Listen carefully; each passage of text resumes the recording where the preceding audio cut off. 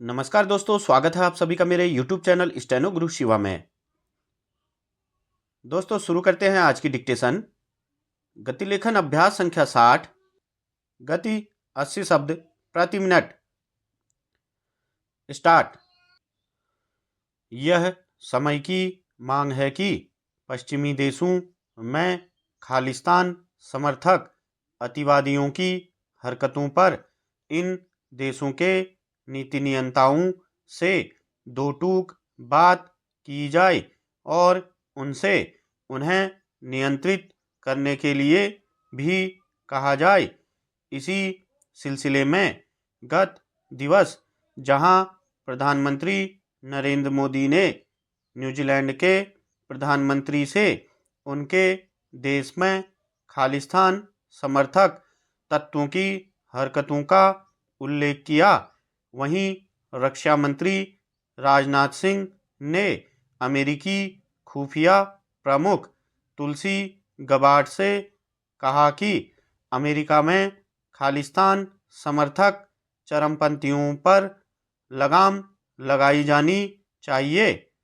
उन्होंने प्रतिबंधित चरमपंथी संगठन सिख फॉर जस्टिस के सरगना गुरपतवंत सिंह पन्नों की हरकतों का जिक्र भी किया।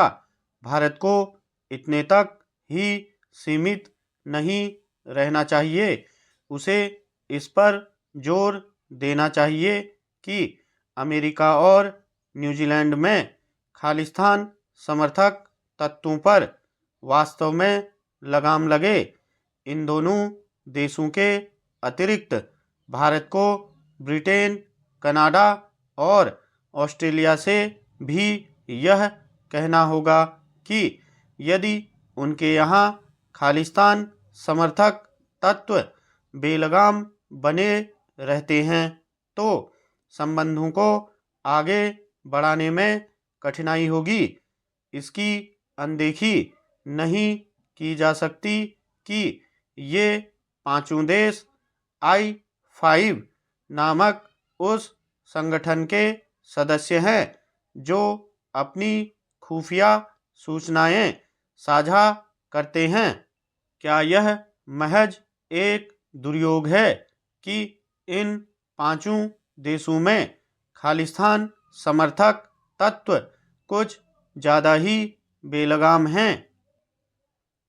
समस्या केवल यह नहीं कि अभिव्यक्ति की स्वतंत्रता के नाम पर पश्चिमी देशों में खालिस्तान की पैरवी करने वाले भारत के खिलाफ विश्वमन करते रहते हैं, बल्कि यह भी है कि ये देश उनकी अराजक गतिविधियों की अनदेखी भी करते हैं।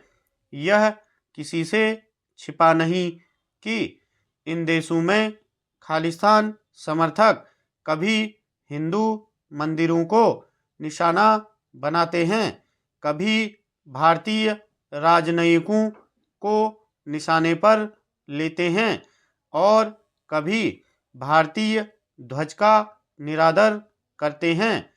भारत की आपत्ति पर ये देश इस तरह की घटनाओं पर चिंता तो व्यक्त करते हैं, लेकिन जिम्मेदार लोगों के खिलाफ कभी ठोस कार्रवाई नहीं करते। स्पष्ट है कि इससे उनका दुस्साहस बढ़ता है। भारत को इन देशों के समक्ष यह स्पष्ट करना होगा कि इस तरह की गतिविधियां सहन नहीं की जा सकती। यदि ये देश भारत की चिंताओं को समझने और उनका समाधान करने के लिए तैयार नहीं होते तो कुछ विषयों पर उनसे सहयोग समर्थन के सिलसिले को आगे बढ़ाने से रोकने पर विचार करना होगा। आखिर यह एक तथ्य है कि भारत को जितनी ज़रूरत इन देशों की है उतनी ही उन्हें भारत की भी है। भारत को यह भी देखना होगा कि ये देश किन कारणों से अपने यहाँ रह रहे खालिस्तान समर्थक तत्वों के खिलाफ कार्रवाई करने में आनाकानी कर रहे हैं। स्टॉप।